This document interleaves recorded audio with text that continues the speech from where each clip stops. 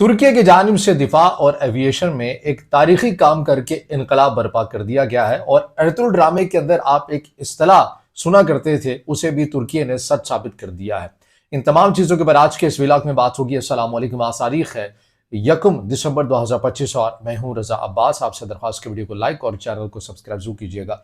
कजलमा आपने ये इस्तेलाह अगर आप में से तुर्की ने अपनी तारीख के ऊपर मबनी जो एक तारीखी ड्रामा बनाया एर्तुल गाजी के नाम से, और इसके ज़ाहिर है मुख्तलिफ एपिसोड्स हैं, इसके सीज़न है, उसके अंदर बार बार एक चीज़ का जो लफ्ज़ है उसका इस्तेमाल किया जाता था। जब भी उन्हें कोई तारीखी फ़तह हासिल होती थी या अपना जो हदफ है उसे अचीव करने के लिए कज़लमा ये जो नाम है इसका बार बार इस्तेमाल किया जाता था।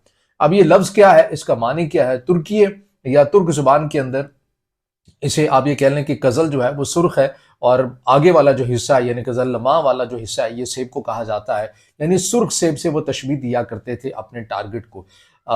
इस्तांबुल का जो पुराना नाम था, पहले उनका हदफ ये हुआ करता था कि सुर्ख सेब ये है कि हमने इस्तांबुल को फतह करना है। जब इस्तांबुल भी हासिल कर लिया जाता है, फिर एक और मुल्क या दीगर जगहों के ऊपर जहाँ जहाँ भी तुर्की ने खिलाफत उस्मानिया ने फैलना होता है, या बड़े से बड़े शहर को या ममालिक के ऊपर तक उन्होंने अपनी रियासत को मजीद वुसअत देनी होती है, तो उसे एक हदफ दे दिया जाता था। यानी ये हमारा हदफ है, सुर्ख सेब है।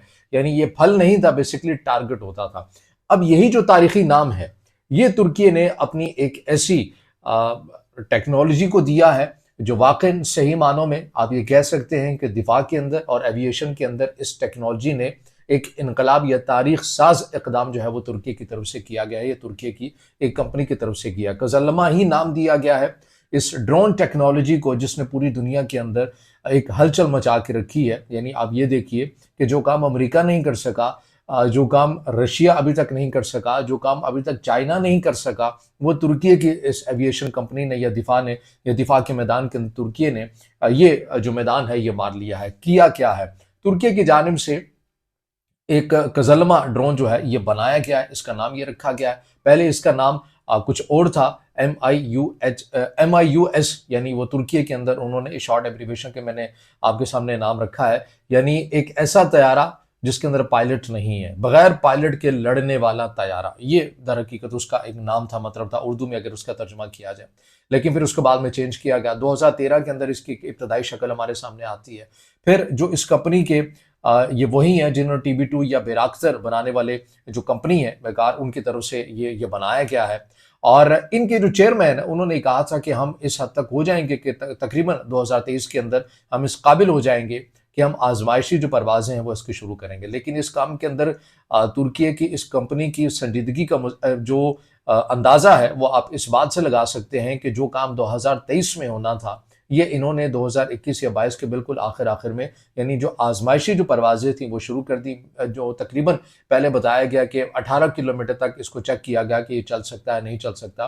फिर उसके बाद 2023 और 22 और 23 के अंदर मजीद इसको स्पीडी किया गया, मजीद इसकी ज़्यादा से ज़्यादा आजमाइशी परवाजें की गई। और अब ये खबर सामने आ रही है कि 30 नवंबर 2025 को तुर्की की जानिब से बाकायदा तौर के ऊपर आसमानों में, अपनी फ़ज़ा में फाइटर जेट जिनके अंदर पायलट बैठे होते हैं, वो फाइटर जेट उड़ाए जाते हैं। मॉक ड्रिल एक की जाती है और फिर ये कज़लमा को उड़ाया जाता है। और ये एक ऐसी ड्रिल होती है कि ये कज़लमा खुद जाता है और फ़ज़ा में, और इसके अंदर ये फाइटर जेट को डिटेक्ट करता है, देखता है अपने रडार सिस्टम को, उसकी कैपेसिटी खसूसियात क्या है वो मैं आगे चलकर आपको बताऊंगा।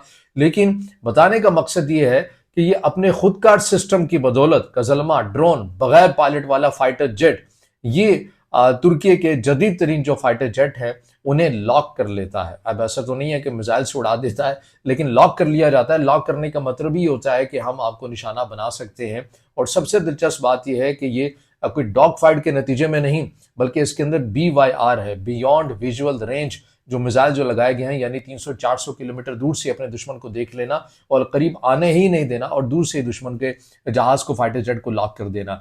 अब इब्तदाई सतह के ऊपर चूंकि इसके अंदर बहुत ज़्यादा मॉडिफिकेशन होनी है, इसकी जो खसूसियात है, कैपेसिटी है, ये कर क्या सकता है और इसके अंदर पाकिस्तान के लिए क्या अपॉर्चुनिटी है, इस पॉइंट के ऊपर भी हम आ जाते हैं। तो पहले जो इसकी खसूसियात हैं वो मैं आपके सामने रखता हूँ। पहले ये रखा है कि इसका नाम कहाँ से लिया गया, ये प्रोग्राम शुरू कब हुआ। अब आ जाइए इसकी कैपेसिटी के ऊपर। इससे मुतालिक ये बताया जा रहा है कि ये UAV है, यानी अनमैन्ड एयरक्राफ्ट व्हीकल कहा जाता है ड्रोन को, अमूमन ये इस्तेलाह जो है वो इस्तेमाल की जाती है। इसकी जो रफ्तार है वो तकरीबन 0.9 मैक यानी तकरीबन 1100 किलोमीटर पर आवर के करीब इसकी रफ्तार बताई जा रही है। यानी जो एक जंगी फाइटर जेट है वो तेजी से दौड़ लगाता है। ये ड्रोन तकरीबन उसी जेट फाइटर जेट जिसको एक इंसान चला रहा होता है, जिसको एक पायलट चला रहा होता है, ये भी उसी रफ्तार से सफर करता है। जबकि इसके मुकाबले में जो एक आम ड्रोन है वो 200 से 300 किलोमीटर पर आवर उसकी स्पीड होती है। ये उससे 3 से 4 गुना ज्यादा स्पीड का हामिल है। अब इसके वजन के ऊपर आ जाइए कि ये पेलोड कितना पेलोड ले जाने की सलाहियत रखता है। ये तकरीबन 1500 यानी 1.5 टन तक हथियार या बॉम्ब या मिसाइल ले जाने की सलाहियत रखता है। आम हथियारों वाला जो ड्रोन होता है वो 100 से 200 किलोग्राम तक उसकी पेलोड की कैपेसिटी होती है, जबकि गजलमा की बहुत ज्यादा है, 1.5 टन तक इसकी बताई जाती है। अब आ जाइए ये कितनी दूर तक मिशन कर सकता है, ये बड़ी दिलचस्प बात है। इसका जो कम्बट रेडियस है वो तकरीबन 900 से 1000 किलोमीटर के करीब है। इसकी जो सादा मिसाल है वो इस तरह समझ लीजिए कि अगर ये कराची से उड़े तो ये लाहौर के करीब तक जा सकता है, या फिर अनकरा से उड़े तो सीरिया तक बड़ी आसानी के साथ ये जा सकता है। यानी सरहद पार जाकर भी ये कार्रवाइयां करने की सलाहियत रखता है, इसकी इस हद तक रेंज है। ये कहां से उड़ सकता है? क्या आम एक रनवे से ही उड़ सकता है या किसी और जगहों से भी इसके उड़ने की सलाहियत कैपेसिटी मौजूद है? बिल्कुल आम रनवे से तो उड़ ही सकता है, फौजी एयरबेस से भी उड़ सकता है, और मुस्तकबिल के अंदर बताया जा रहा है कि बहरी जहाज एयरक्राफ्ट कैरियर से भी ये उड़ने की सलाहियत रखता है। अभी भी इसकी जो कैपेसिटी है, यानी अगर इसको शॉर्ट एक रनवे भी मिले तो वहां पर ये लैंड भी कर सकता है और ये वहां से फ्लाई भी कर सकता है। अब आ जाइए इसका रडार क्या करता है, ये बड़ी दिलचस्प बात है। जो इसके अहम जो फीचर्स है, इसमें AESA रडार है, मुश्किल लफ्ज है, मैं इसको आसान बना देता हूं। रडार का काम ये होता है कि आंख प्लस कान प्लस GPS सब मिलाकर दुश्मन को ढूंढने वाला ये सिस्टम होता है। और AESA वो रडार जो एक साथ कई जगह के ऊपर देख सकता है। मैं इसकी मिसाल अगर आसान अल्फाज में आपको समझा सकूं, अगर आपके हाथ में एक फ्लैश लाइट होती है, आप उसे देखते हैं कि जहां पर आपने पिन करनी होती है तो वो बहुत ज्यादा रेडियस, एक पूरे रेडियस के अंदर आपने अगर एक चीज देखनी है तो उस पूरे रेडियस के अंदर आपको सारा कुछ है वो बड़ी आसानी के साथ दिखा सकता है। तो बेसिकली जो AESA जो रडार होता है उसका यही काम होता है। ये बहुत वसी पैमाने के अंदर बड़ी ज्यादा से ज्यादा इसका रेडियस होता है और बड़ी आसानी के साथ दिखा सकता है कि आपके दुश्मन के जहाज़ों की मूवमेंट कहाँ, और ये एक बड़ा एरिया जो है ये कवर कर सकता है। अच्छा, अब ये इसको इनकलाब क्यों कहा जा रहा है दिफा के मैदान में, एविएशन के मैदान में? क्योंकि अभी तक जितने भी जो ड्रोन आए हैं उनका ज़्यादा से ज़्यादा काम क्या हुआ है? या तो वो जासूसी के लिए इस्तेमाल हुए हैं, या फिर सरफेस टू यानी फ़ज़ा से ज़मीन तक हमले करने के लिए इस्तेमाल हुए हैं। जैसे हम अपने कबाली अजला के अंदर भी देखने के दुश्मनों या कलदम तंजीमों के हाथ में भी ऐसे ड्रोन आए हैं कि वो छोटे पैमाने के ऊपर उड़ाते हैं। उनके अंदर जो आप ये कहें कि ग्रेनेड होते हैं उन्हें बॉटल्स के साथ बंद करके उनके साथ चिपका देते हैं, फिर वहां जाकर वो ब्लास्ट कर देते हैं। इसी तरह ज़ाहिर मुसल्लह फ़ौजों के पास भी होते हैं। लेकिन ये जो तुर्की की तरफ से ये काम किया गया है, कज़लमा जो बनाया गया है, ये एक मुकम्मल फाइटर जेट है। यानी इसके अंदर सिर्फ और सिर्फ फर्क ये होगा कि इसे कोई इंसान नहीं चलाएगा, बाकी इसका खुदकार एक सिस्टम है। इसके अंदर AI सिस्टम, इसका अपना रडार सिस्टम, जो तमाम वो कैपेसिटी है, इसकी स्पीड है, वक्त की अभी इससे मुतालिक कहा जा रहा है कि ये सब सोनिक है और with the passage of time ये सुपर सोनिक की तरफ इसको लेकर जाया जाएगा, और जितनी इसकी पेलोड की कैपेसिटी है इसको मजीद भी बढ़ाया जाएगा। यानी आप ये समझिए कि तुर्की ने यह इकदाम किया क्यों है, क्योंकि तुर्की अब ये समझता है कि दुनिया के जो ममालिक हैं, हाँ, इसकी जो आम जो सबसे बड़ी खासियत है ये स्टिल्थ टेक्नोलॉजी का हामिल है। यानी जो 5th generation fighter jet America बना रहा है, चाइना बना रहा है, वही सेम जो टेक्नोलॉजी है वो इसके अंदर भी मौजूद है। यानी दुश्मन के रडार में नहीं आ सकता, कोई चांस ही नहीं है। और तुर्की को ये लगा कि हमें इस टेक्नोलॉजी के ऊपर इसलिए काम करना चाहिए क्योंकि जो जदीद तरीन ममालिक हैं, आपको पता है कि अमेरिका जैसे F-35 है, अगर उसने F-35 जैसी जदीद तरीन अपनी टेक्नोलॉजी को किसी के साथ शेयर करना है और वो देखता है, समझता है जैसे उन्होंने सऊदी अरब को देना है, तो तवील किस्म की एक फहरिस्त है पाबंदियों की भी और लिमिटेशन की भी।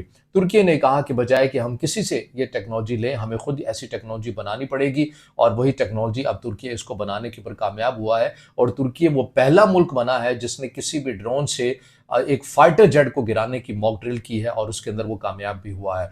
ऐसा नहीं है कि दीगर ममालिक के पास नहीं है, चाइना के पास बड़ी सतह के ऊपर ड्रोन्स हैं, लेकिन वो भी फजा से ज़मीन पर मार करने वाले हैं या जासूसी करने वाले हैं। अमेरिका के पास मौजूद हैं। भारत के कुछ सिस्टम की बात की जाती है लेकिन मुकम्मल ऑपरेशन की बात नहीं है। तो ये तुर्की वो पहला मुल्क बन गया है जिसने एक ड्रोन से मुकम्मल एक फाइटर जेट को लॉक किया है और उसे गिराने की सलाहियत ये ड्रोन कज़लमा जो है ये रखता है। अब आ जाइए पाकिस्तान के पास इसके लिए क्या मौक़े हैं। आपको पता है कि जिस कंपनी ने इसको बनाया है, कज़लमा को बनाया है, पाकिस्तान का पहले ही पाकिस्तान की एयरफोर्स का उस कंपनी के साथ एग्रीमेंट है। रिसर्च एंड डेवलपमेंट प्रोग्राम दोनों मुश्तरका तौर के ऊपर पाकिस्तान के अंदर ही उसको रन करते हुए नजर आते हैं और ज़्यादा चांसेस ये हमने इसके ऊपर पहले भी वीडियो बनाई थी कि पाकिस्तान जो है ये ड्रोन लेने के ऊपर दिलचस्पी का इजहार कर रहा है और चूंकि तुर्की ने अपना हदफ ये रखा है कि जब इसकी मुकम्मल ये परवाज़ हो जाएगी और हर तरह से इसको टेस्ट कर लिया जाएगा तो हर साल जो 10 का नंबर है, यानी हर साल 10 ऐसे जो कज़लमा जो ड्रोन्स हैं वो बनाए जाएंगे। अब 2026 के अंदर तुर्की इस सतह के ऊपर आ गया है कि वो 10 बनाएगा, फिर अगले साल with the passage of time इसकी जो प्रोडक्शन है उसको भी तेज़ कर दिया जाएगा। पाकिस्तान इस चीज़ के ऊपर गौर कर रहा है कि जो कज़लमा है वो जिस कंपनी ने बनाया है वो और पाकिस्तान की जो फ़ज़ाइया है मुश्तरका तौर के ऊपर पाकिस्तान के अंदर ही उसकी प्रोडक्शन करे और वो पाकिस्तान की एयरफोर्स के अंदर उसको इंडक्ट भी किया जा सके। तो ये एक तुर्की की इस कंपनी की तरफ से वाक़ई दिफा और एविएशन के अंदर एक इनकलाबी इक़दाम है। तुर्की बजाय कि किसी के ऊपर इन्हिसार करता, खुद इन्हिसारी के ऊपर गया और एक ऐसी टेक्नोलॉजी उसने ले आया है जिससे मगरबी दुनिया और अमरीका खुद बरत हैरत के अंदर आपको मुब्तला भी नजर आते हैं। आने वाले दिनों के अंदर हम देखेंगे कि ज़ाहिर है दीगर ममालिक भी इस टेक्नोलॉजी के ऊपर काम तो कर रहे हैं और फिर दीगर ममालिक भी इस टेक्नोलॉजी के ऊपर वो शामिल हो जाएंगे, उनके पास भी कैपेसिटी सलाहियत आ जाएगी। लेकिन तुर्की फ़िलहाल वो पहला मुल्क बन गया है जिसने इस टेक्नोलॉजी को हासिल कर लिया है और ये आप ये समझिए कि ये जो स्टेल्थ टेक्नोलॉजी है इस ड्रोन के अंदर मौजूद है। अब आप इसका मुकाबला कीजिए, F-35 के साथ इसका मुकाबला होगा या Su-57 के साथ मुकाबला होगा या फिर चाइना का J-35 है, क्योंकि ये उस जनरेशन उस लेवल के ये ड्रोन ये बनाए गए हैं।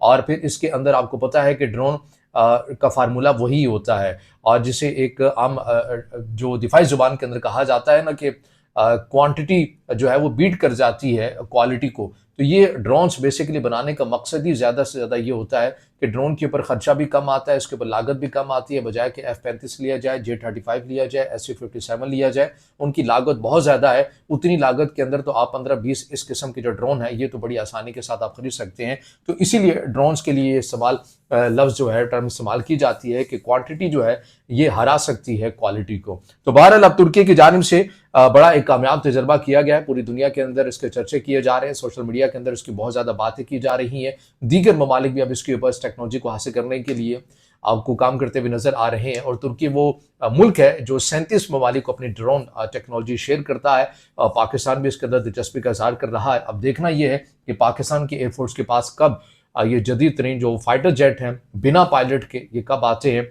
लेकिन बारह तुर्की की जानिब से जो इक़दाम किया गया है ये वाक़ई दिफा और एविएशन के अंदर एक इनकलाबी काम है जो तुर्की के हिस्से में आया है।